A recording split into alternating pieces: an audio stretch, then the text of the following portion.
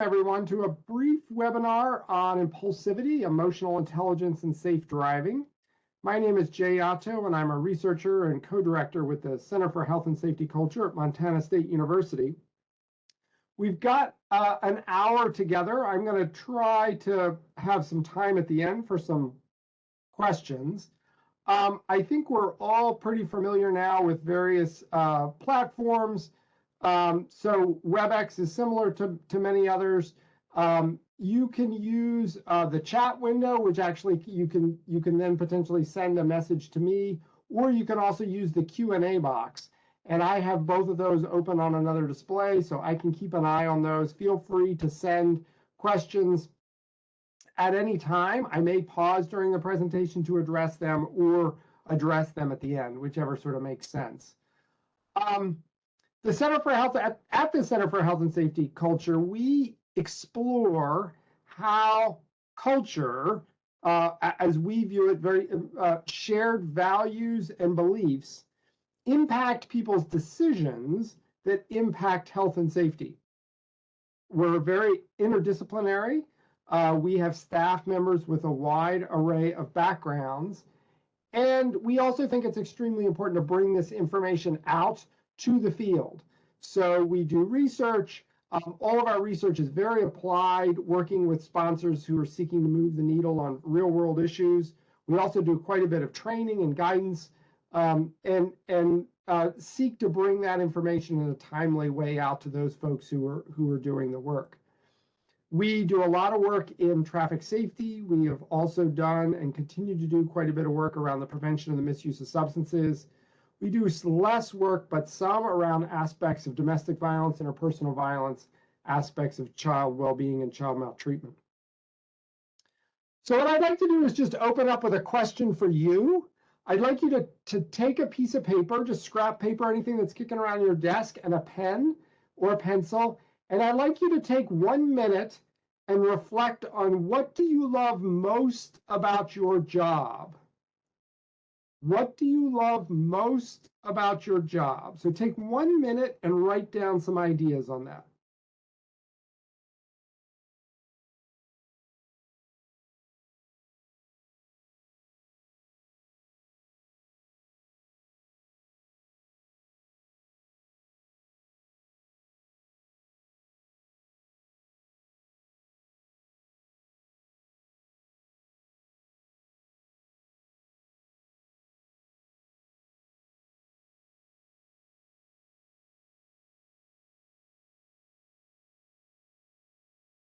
There's some really interesting research on this question, and recognizing that both when people can identify what that is, as well as when their workplaces can create opportunities where they can do that some of the time, it leads to much better engagement, better outcomes, better retention, all sorts of things like that. But this is a really good example of a question exploring aspects of emotional intelligence. So I'd ask you to reflect for a minute, sort of, how easy or difficult was that question? Are you able to know that well for yourself? And how much do you think about that and connect with that? So it's an interesting example. We're going to talk a little bit more about it later on, but this idea of emotional intelligence, sort of understanding some of aspects of our emotions and how they impact us, and our awareness of those. So our agenda for today is we're going to define what we mean by emotional intelligence, as well as aspects of impulsivity, in particular traffic or roadway safety impulsivity. We're going to look at that association with safe driving, and then we're going to look at some tips for growing EI skills. And those tips could be applied to you individually, but they could also be applied in different contexts. And so we'll walk through those as well. So here is a definition of emotional intelligence. It actually was one of the earlier definitions. There are a few out there, but this one works very well. And recognizing it's the ability to monitor one's own and others' feelings and emotions, to discriminate among them, and to use this information to guide one's thinking and actions. I think a key idea to take out of this is that it is an ability.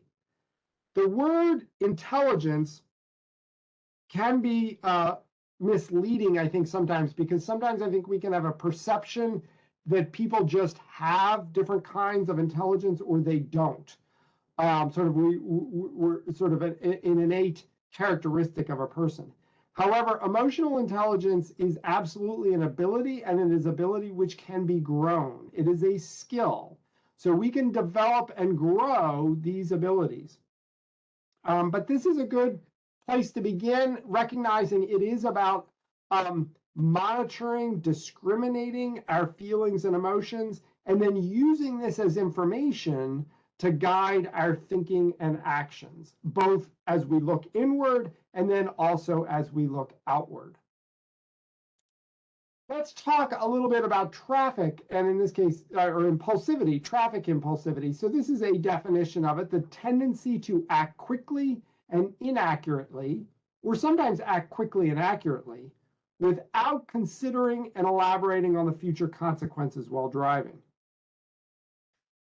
We can all think of different ways that we may be impulsive outside of the context of driving, but we can also see that as occurring in the context of driving, and this could be things like becoming very emotional in driving, becoming very angry or irritated with other drivers, and then doing something that we maybe would later regret or think that wasn't wise.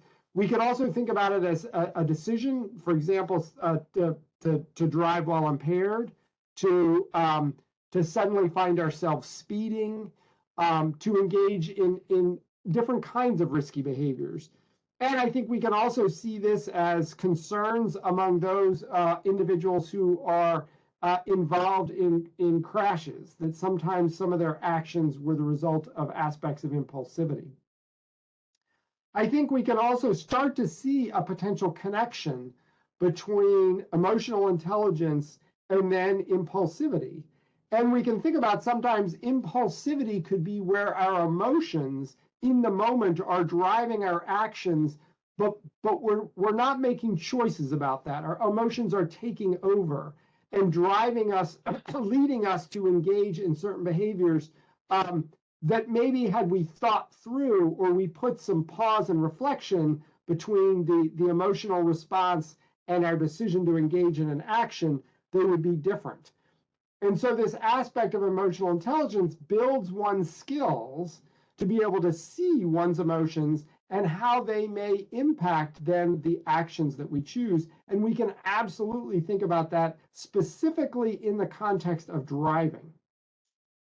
So what I'm going to share with you is work that was done by one of our PhD students, Dr. Ahmed, and it's great to be able to say Dr. Ahmed. He graduated this past May.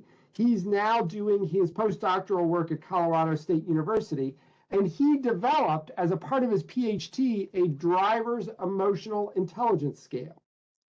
And it was the recognition that our EI skills may vary in different contexts.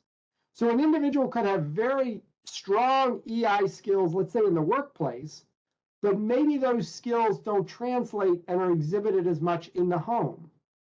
And Joubert's position was to look at, might we think about someone's emotional intelligence skills as being shifted or unique in the context of driving? And we've all had that sense that people can sort of change when they get in their vehicles and operate and behave in slightly different ways that they wouldn't operate if they were in the grocery store or if they were just walking around interacting with other people. So the scale that he worked on explored aspects of emotionality. This was really around aspects of self-awareness, awareness of one's emotions and feelings. He also explored self-control, the ability of a person to manage their emotions and how it may relate to others. Their sociability in terms of their interaction with others and how emotions may play a role there. And then sort of overall well-being or satisfaction with life, which can also sort of be an underlying indicator of aspects of EI. If you're familiar with emotional intelligence in different aspects, this is considered sort of a trait assessment of EI. EI is often viewed as assessed in two different ways: a trait frame or an ability frame. This was a trait frame, and My colleague Amory and I were recently at the global conference on EI, and interesting to hear researchers debate around aspects of trait measures and ability measures, some claiming very significant differences between them, a few claiming not as many differences between them. But in terms of the way most of the literature is out there, this would be viewed as a trait assessment of EI.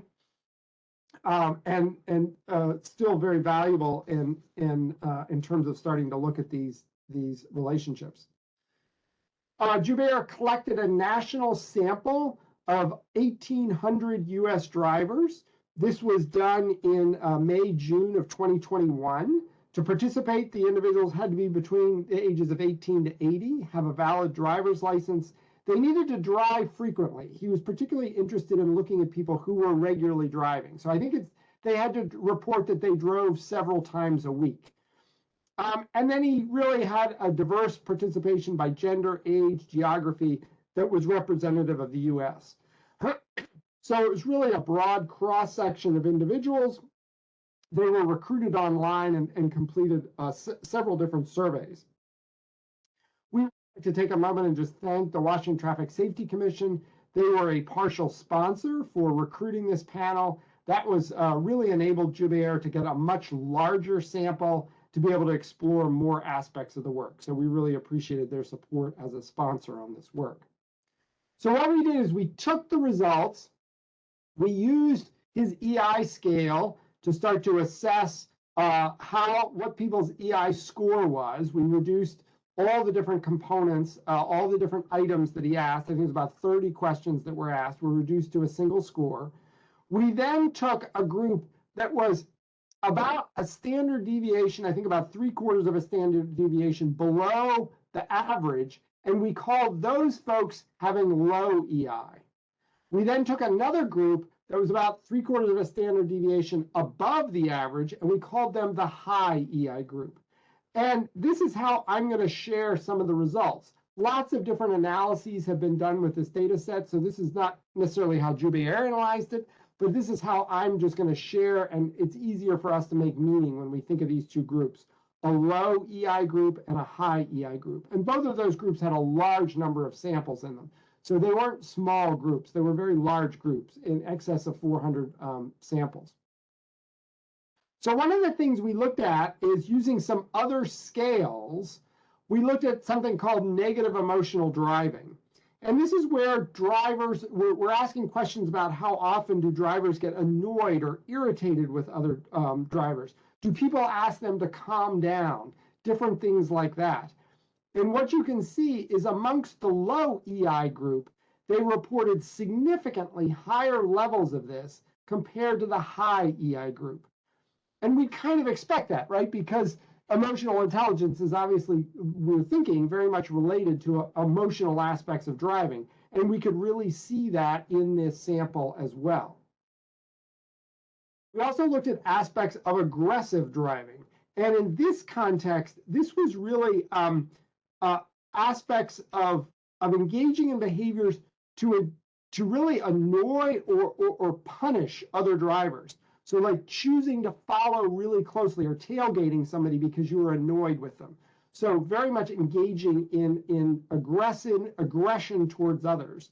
Here you can see a very significant difference in the scores. The low EI group, much higher prevalence of this than the high EI group.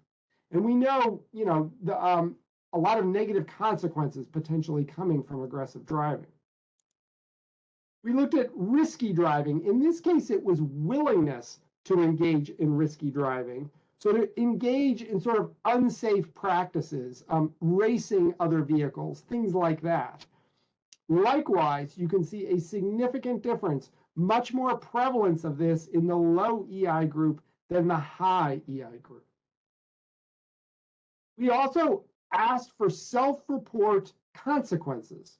So we asked about, have you received a citation for, a traffic safety citation in the past 12 months? And about 1/3 of the folks in the low EI group had, compared to just 5% of the high EI group. We also looked at crash involvement, and this is again self-reported. and we asked about sort of their involvement in a crash that was maybe not their fault. And it was about a quarter of the low EI group reported that they had been involved in a crash compared to 10% of the high EI group. And then in crashes that were perhaps their fault, and that was about 1/5 of the low EI group, and a very small portion, just 3% of the high EI group. So what we really started to see was significant associations between self-reported emotional intelligence and a wide array of self-reported behaviors collected using some established scales. Joubert did a lot more work on this. There's several papers at the end that I'll refer you to. But what I wanted you just to start to understand is seeing this really interesting relationship between EI and engagement in risky driving behaviors, as well as negative consequences from those driving behaviors. So now what I want to do is shift a little bit and say, okay, well, what's possible here in terms of potentially growing EI skills? I mean, is this an opportunity where we could seek to grow EI skills and potentially impact traffic safety or improve roadway safety? So the first tip that I want to share is, I think for all of us who are potentially all of you on this call, engaged in traffic safety or other safety efforts, just to recognize how much EI matters. What I'm going to share with you are a number of quick results, but these are all from meta-analyses. In other words, studies of multiple studies. These are not single studies that have been done, but rather an aggregate of multiple studies. And so, for example, there's been a lot of work that's looked at EI, often in the context of youth, called social and emotional development, sometimes called social and emotional learning, or SEL, in school context. A lot of research has gone on here, really showing significant improvements for youth, both in the short term and very long term. We've got studies that have followed kids for over 18 years and really seeing significant improvements in outcomes really across the lifespan, both academically, socially, misuse of substances, criminal involvement, workplace, all sorts of things. There have also been a lot of studies now that are being done in workplace settings. Interesting, there's quite a bit of work that goes on in here in Europe and other settings. There's some in the US, but it's significant in other settings as well.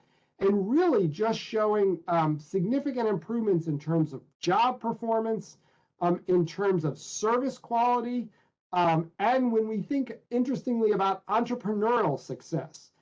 It was interesting that they found that sort of general mental ability and EI were important for entrepreneurial success, but EI was more important than sort of general mental ability. And that was reflected sort of in the notion that an entrepreneur, you have to deal with a lot of failure, and that individuals who have stronger EI skills navigate failure and learn from it, tend to do that better than folks with lower EI skills. When you think about team performance, a lot of the studies showing better teams, so interactions, making more effective teams, both from the perspective of sort of a manager's role in that, but also in terms of individuals working well together and individuals working well to the benefit of the organization overall. So sort of this notion of organizational citizenship behavior, sort of looking out for everyone, looking out for the common good. And again, these are all meta-analyses, so composites of multiple studies. Leadership, 3 different meta-analyses looking at the impact of EI on leadership. So growing authentic leadership, servant leadership, and how people, subordinates' job satisfaction with a leader who had stronger EI skills. So just coming up in a lot of different settings. Even romantic relationships, there's enough studies out there to do a meta-analysis on those and having showing a positive relationship between EI and romantic relationships. And then lastly here around traffic safety, this is not a meta-analysis. This is actually a quote from one of Joubert's articles and he's got several out there now, but this is a new domain, a new field where there is not as much research. There's some, but hopefully his work will continue to spark more research and explore this. So you can just see 6 different areas where there's quite a bit of evidence that EI matters. So it's something that we can all sort of recognize as maybe we need to attend to and give some attention on.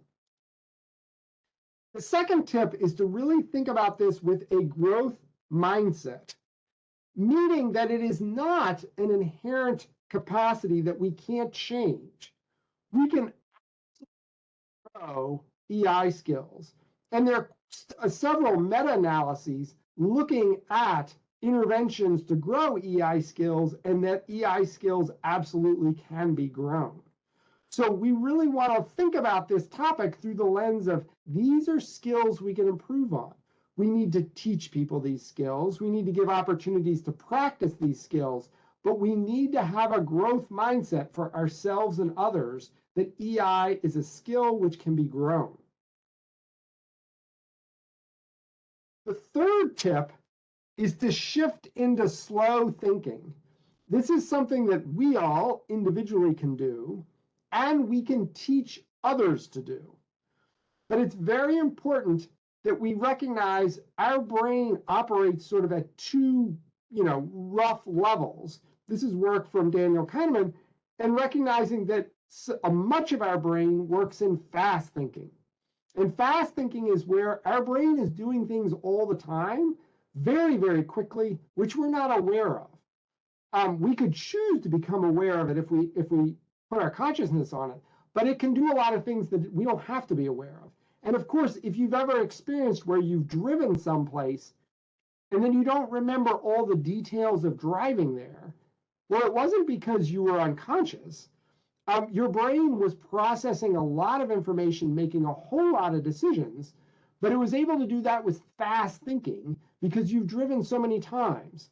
A new driver, a young driver, would not be able to do that, which is why we don't want other distractions or people in a vehicle with young drivers, because it takes so much of their slow thinking power. But as they become more experienced, actions like driving will become a little bit more fast thinking, and their brain will get better and better at doing it. However, for EI, we want to intentionally shift people into slow thinking, because this is about raising our own internal awareness of our feelings. And we have feelings whether aware of them or not, but to shift into slow thinking so we can become aware of our feelings and then process how our feelings are impacting our actions. That is clearly a shift into an idea of slow thinking. And shifting into slow thinking is a skill we can learn and teach. It's absolutely something we can do. The fourth tip is around practicing self-awareness. Now, we began this webinar just asking you a very simple question about what you love at work.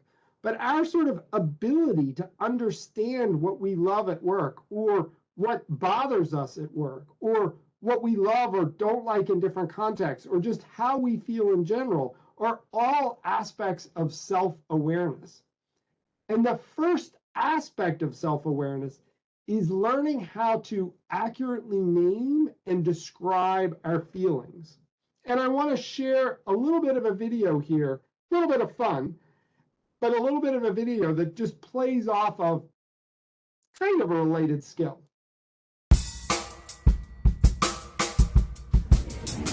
Why do we taste coffee? Different coffees from different places in the world have different flavor nuances. So we're really looking to capture and benchmark those flavors and really looking at coffee quality. I'm Leslie Wolford, and I work on the coffee quality team, and I get to taste coffee for a living. So the first thing is smell the coffee. It is a good indication of what you're gonna get to taste. So if you're excited about something you're smelling, chances are it's gonna be really good when you get to taste it. Step number 2 is slurping. You can't evaluate what you're tasting until you slurp. And so when you slurp, I'm going to be pulling air into my mouth. And the idea with that is it's gonna coat the whole inside of my mouth and really help me create an impression of the coffee. So I'm just gonna drip my spoon in there.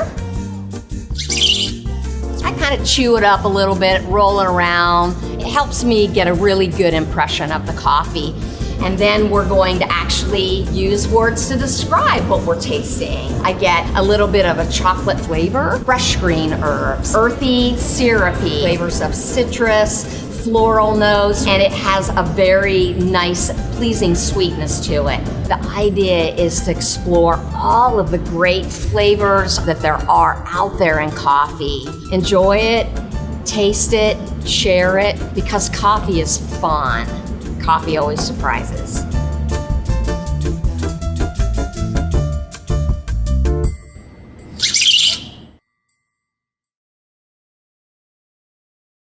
Skilled at discerning subtle tastes, in that case in coffee. If you've ever heard somebody describe who's an expert wine taster, it can sound similar to that. They're really pulling out absolute subtleties in the flavor, and they've really trained their palate to taste different things and grown the ability to describe them. And my question for you is, what would it be like if you could describe how you feel as well as she can describe coffee, with all those subtleties and nuances? Because feelings are layered. It's not that we just have one feeling. We can have a dominant feeling, and there are lots of nuances to feelings.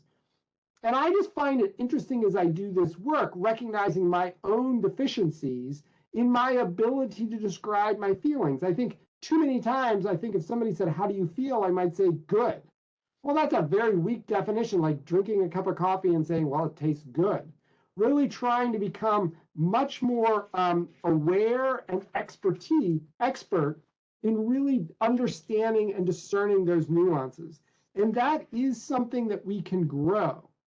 It's interesting to note the research just on the benefits of being able to describe how we feel.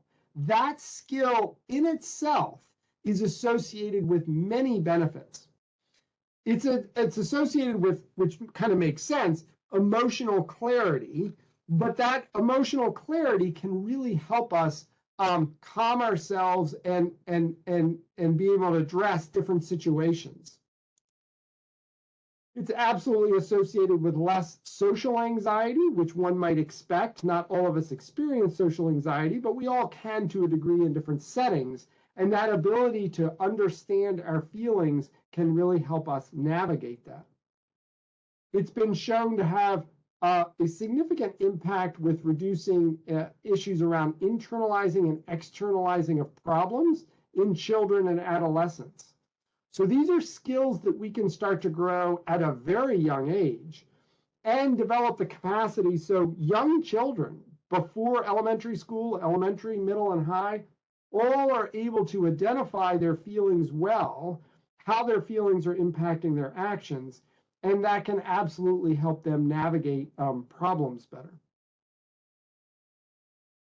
And there's been research that has explored in an overall sort of how do people grow their EI skills, that in that overall process and work of growing EI skills, the first step really is this awareness, this ability to identify and name your feelings and discern your feelings and describe them well. That is the core first step. So through lots of different ways of exploring how people develop them, they've really found that this is the piece that begins the process. If you're looking for a tool to help you do this, the Yale Center for Emotional Intelligence, which is a leader in the United States exploring aspects of EI, has a free app called the Mood Meter. And you can put that on your phone, both Android and iPhones, Apple phones, and it can give you guidance and tools about how to continue to grow your ability to discern and name your feelings. They use a two-dimensional structure to help you start to learn how to identify different kinds of feelings.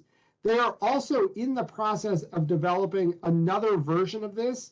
That newer version is available on iPhone, but it's not available on Android yet, so it's somewhat still under development.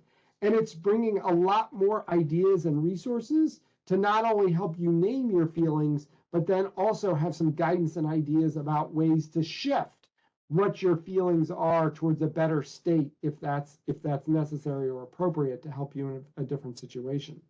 But you might check this out. It's a very easy tool to use. They've got some videos that guide about using it. So that fourth step is just being a way to grow your self-awareness, and this mood meter app and potentially other tools or ways to do that. The fifth tip I want to share with you is being intentional about growing your EI skills. And this is a 5-step process. Our colleague Anne-Marie McMahill at the center is doing work around this 5-step process, a process she really worked on developing with others. But it's a general process to grow skills and is very applicable when we think about the idea of growing our emotional intelligence skills. And the idea is to walk through these 5 steps, somewhat in order, because they help us be more effective in ways, intentional ways to grow EI. And as we do this, it's just how we become more intentional with our work of growing EI. So for example, you could begin with getting input and periodically ask yourself, how am I feeling? And how are my feelings impacting my thinking and my actions? So that question is very much asking you to shift into slow thinking, right? If I have to pause to ask this question, I'm moving from fast thinking, where I may just be acting based on my feelings, to a mode of slow thinking where I'm really intentionally thinking about what I'm feeling and how what I am feeling is impacting my thinking and my actions. So this is an example of shifting into slow thinking. But this notion is I need to periodically ask myself this. I need to create triggers to where I do this first step of getting input. I can then start to teach myself over time and with practice about how to identify my own feelings. And that can be from reflection, but it can also be from activities where I think about the feelings of others, when I start just, in general, reflecting on feelings that may be created by various experiences, whether it's, a media experience, watching a movie, a commercial, or something else like that, or engaging in a certain activity, or reading characters in books. But there are various ways that I can be intentional to teach myself about identifying my own feelings. And just like the coffee taster had the method of slurping in order to get more flavor out of a small amount of coffee, what are the things I need to do to become more connected to and understanding of my feelings? Then absolutely creating context where I can practice this. So I want to repeat doing these things often. How could I intentionally pause before, during, or after meetings at work to check in with how am I feeling and how are my feelings impacting my actions and decisions? In particular, it could be valuable during particularly stressful events where we might not make the best of decisions. And it could be very valuable after successful activities to process how we maybe maintain certain feelings or use certain feelings to achieve better outcomes, and how we could do more of that in the future. So there are lots of settings throughout the day where we can practice this. And then absolutely creating mechanisms to support ourselves as we do this. So reflecting on our progress and noting how we are getting better over time, and that it will take time to get better. This is absolutely something we have to practice to get better at, and it's going to take time. So reflecting on that can help us become better at it. And then we need to occasionally push ourselves, and we can potentially engage with others. And these are all ways to grow support to sustain our improvement, because we can always improve our emotional intelligence. And then finally, the 5th step around recognizing and celebrating our progress. This is an important step because it builds motivation to continue the work, motivation to continue to engage in these steps. And so there are different ways we can acknowledge our own success through different ways, as well as talking about it with others and potentially supporting their efforts to do it. So this is a 5-step process. We're actually engaged in a couple of research projects exploring this in the context of parenting and thinking about parenting growing EI skills among kids and parents. And it's all grounded in this 5-step process. So quickly to summarize some of the things we've been talking about today. One, EI is a skill, and EI can reduce impulsivity, and EI is absolutely associated with aspects of safe driving, unsafe driving, things like that. We can see through data that low EI is associated with risky driving and negative consequences. We have not been able to do, the exciting work, I think, is then to explore experiments where we start to grow people's EI skills and really study its impact on driving behaviors. And those are some of the things we'd like to look at next. But overall, EI has many benefits, not just in a driving context, but many other contexts.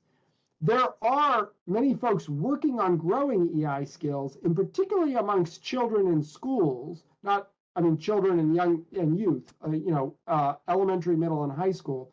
And it would be interesting for us in the traffic safety field to connect the dots between efforts in schools to grow EI, and they're not doing it for traffic safety, they're doing it because it's associated with better academic performance. But we could recognize that improvements in EI that take place in the school may have impacts on better EI in the driving setting. And we can start recognizing that slow thinking and self-awareness are some of the first steps. How do we teach ourselves and others to engage in this periodic slow thinking and grow all our own skills and self-awareness? And then absolutely thinking about using, for example, that 5-step process to grow our EI skills. As I mentioned, when we think about what's next in the research, we are engaging in a project at the center, which is sponsored by the Pooled Fund on Traffic Safety Culture, which is hosted by Montana DOT, MDT. We're looking at addressing multi-risk driving behaviors. So one of the things we've noticed, other researchers have noticed too, is that there are some individuals who engage in multiple risky driving behaviors. For example, they may not wear a seatbelt, they may have higher prevalence of impaired driving, and they may engage in speeding. And the question we wanted to explore is, does it make sense to treat these people the same way you would treat somebody who chronically doesn't wear a seatbelt, where you might do some intervention or something specifically on their seatbelt use, or somebody who repeatedly drinks and drives, where you might focus on their impaired driving, or focus on their speeding?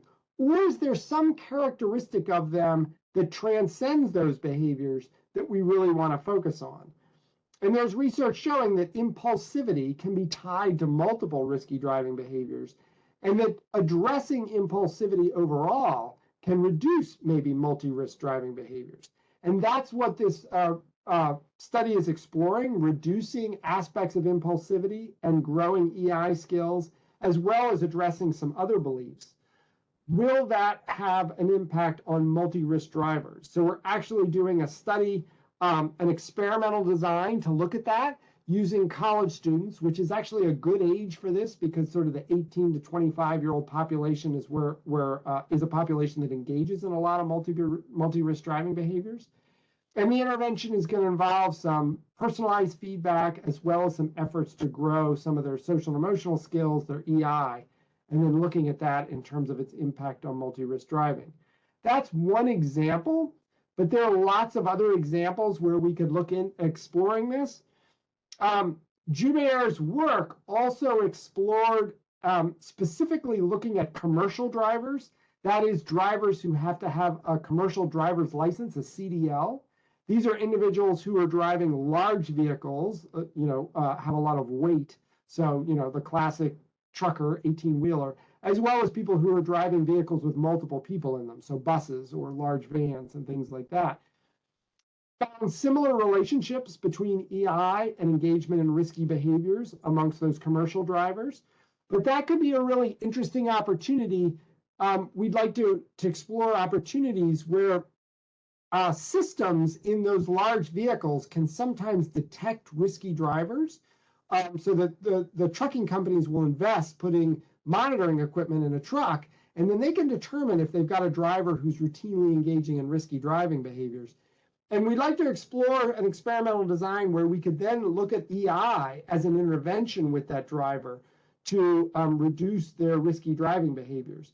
And that's a study, I mean, this is something we're dreaming about, but is a study we'd really like to explore.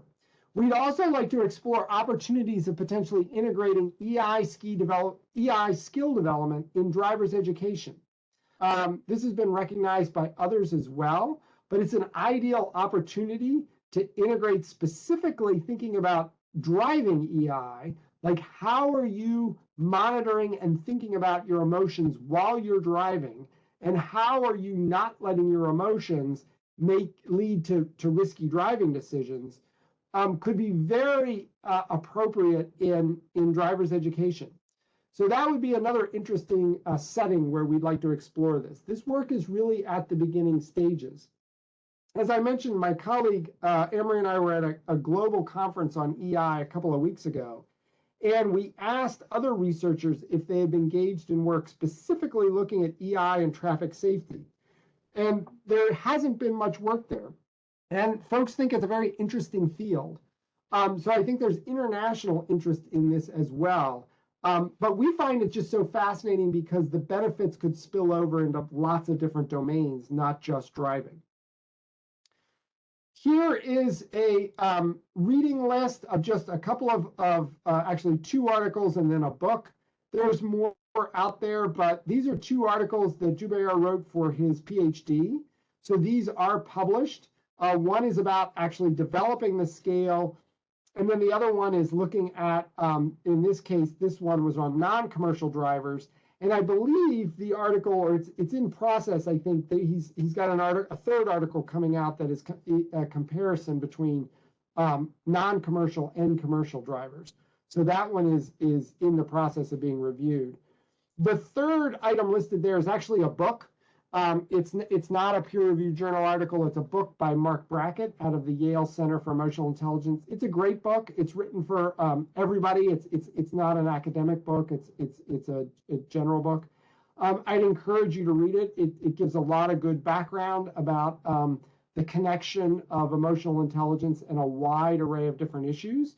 And it's a pretty straightforward read, and gives a lot of background. Brackett is a national leader on this topic. He directs the Yale Center, and so it's a good book to get up to speed on these different issues. So I did see one question come in. Any thoughts on a link between EI and impaired driving? I think there are absolutely aspects of that. I think we could see that there's absolutely aspects of relationship between EI and potentially substance use disorders. So when we think about the relationship between impaired driving and addiction or substance use disorders, that is clear, right? We know that people who routinely engage in high-risk drinking often tend to have substance use disorders, and those folks are more likely to drive impaired. We could see intersections of that with EI. So that through that sort of mediating factor around substance use disorders, for sure. It'll be interesting to see how we think about EI and potentially decisions that are made about individuals who may be driving impaired, but maybe don't have a formal substance use disorder. And I think we would certainly see aspects of that just in terms of their decision making and aspects around impulsivity of that. We can also see that sort of growing EI skills could also lead to better planning. And we know that a protective strategy to reduce impaired driving is getting individuals to plan about their drinking, plan about their driving after drinking before they engage in drinking. And so EI could be a mechanism that fosters more of that planning. So I think there are definitely opportunities there. So I want to pause there and just open it up to you all. Yeah, feel free to send in the question and answer box any questions. Any thoughts on how positive social norming can elevate EI? So there are aspects of that. an element of emotional intelligence or social emotional skills is understanding what the norms of a group are, right? As I start to understand what everybody else is doing and what everybody else cares about, I'm starting to grow my emotional intelligence. And that is what social norm strategies are about, right? Social norm strategies are about communicating what the norms are of a community that some folks might not be picking up on or they might misperceive. So, you know, the classic one, a college student, a college freshman thinks everybody drinks excessively. That's not true. And so they drink in excess and then potentially, hopefully, correct their mechanisms when they realize, one, they can't sustain that, or other folks aren't drinking at that level. But we could absolutely think about various ways to use normative strategies, but also just in general, growing their ability to really understand what is going on with other folks, ask other folks what's going on, get accurate cues as to the norms of a group would be aspects of growing their EI. And so absolutely elements of that. Sort of, is a social norming strategy a mechanism to grow EI? In that aspect of understanding norms, maybe, but we also want to think about EI as a skill. So we're going to think about it more than just a belief, but a set of skills. And we're going to need probably more work than just social norming to grow those skills. They're going to really need to practice those skills. So a question came in, will the webinar be available to rewatch? Yes, it's being recorded. So we'll have a recording of it, and that'll be posted on our website so you could watch all of it or parts of it again to be able to look at things. We'll also see if we can post a copy of the slides so you could have access to those as well. But the video will absolutely be available on the website, probably a couple of days, so that you could go back and watch different parts. Any other questions or comments? It's a really fascinating field. I think at the center, we're just amazed at how many different connections we see around aspects of EI and social emotional skill development and various aspects of health and safety. Our domain is traffic safety, but a lot of other fields as well in terms of aspects of safety, and EI definitely intersects with many of those. Does enforcement contribute to understanding cultural norms? So I think it absolutely can. The notion of enforcement, it depends on a lot of different things, right? But enforcement can be a way where we are clarifying what the norms of our community are. We can also obviously see that enforcement can have negative unintended consequences when it is either done for other purposes or is perceived as being done for other purposes. But I think enforcement can be a way to help communicate and establish what the norms are. I think when we think about aspects of, for example, like high visibility enforcement, I think it's interesting to recognize the goal of high visibility enforcement is to create the perception that you would get caught if you engaged in a behavior. And it's really about growing that perception as opposed to just catching people. So very successful high visibility enforcement could be putting out a big campaign and then not catching anybody because nobody was engaging in the risky behavior. That would be a success. It's not just the goal is to catch people. The goal is really to establish what the expectations are and then getting people to choose to follow those expectations. So there are absolutely, I think, elements where enforcement can support cultural norms, but it's also got the challenges, right, that it can have unintended consequences as well in terms of disparate impacts on different populations, different consequences, and things like that. So it's a tricky strategy as well.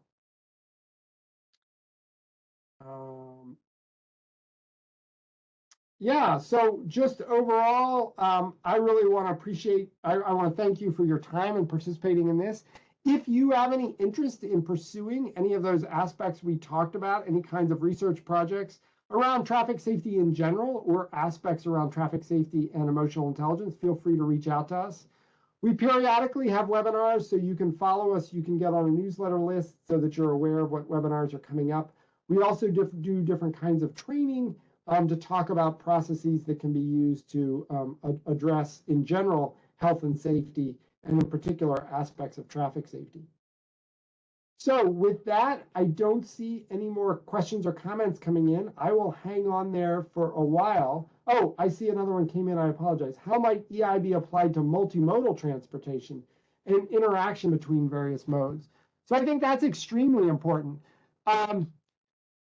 It's really interesting, again, how I think people can take on a different way of interacting when they get in their vehicle.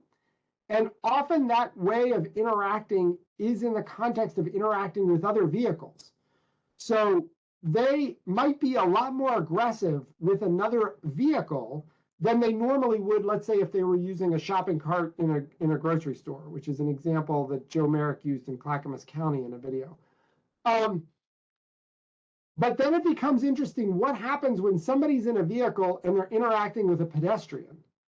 Are they projecting aspects of, like, the person? They're going to interact in a much more aggressive way than they normally would because they're projecting sort of the person is acting like a vehicle or an individual on a bike. If they got out of their vehicle and they were just walking down the street, would they interact the same way with that pedestrian as they would if they were in their vehicle? So I think helping people understand how they are socially interacting with other people in those different contexts could be a really interesting aspect of EI. And whatever this odd thing is that is occurring, that when we get in our vehicles, we create this shell or something and changes the way we interact. So I think it's a very interesting arena to explore how EI would interact with multimodal interactions, in particular, vehicle non-motorized interactions, where people could have a very different idea of, for some reason, those relationships are shifting because of them being in their vehicle. So I think it could be very interesting.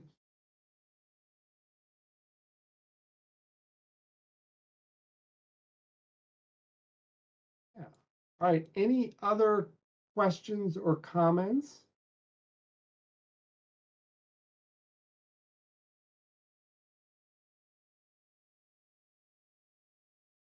If not, I thank you for your time today, and I really appreciate your work in addressing traffic safety. We know it's a major public health issue, and it's something we need to elevate with others to work on, and thank you for your work on the topic. With that, we'll wrap it up and have a great day.